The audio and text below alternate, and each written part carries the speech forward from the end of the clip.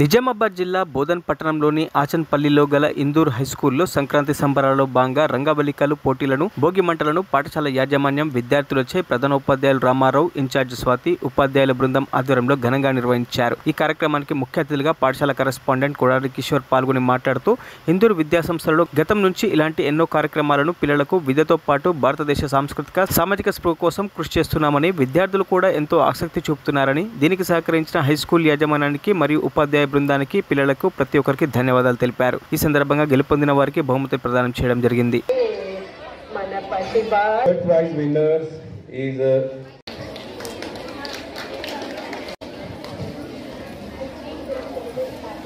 To give away prizes to staff members, so there was competition.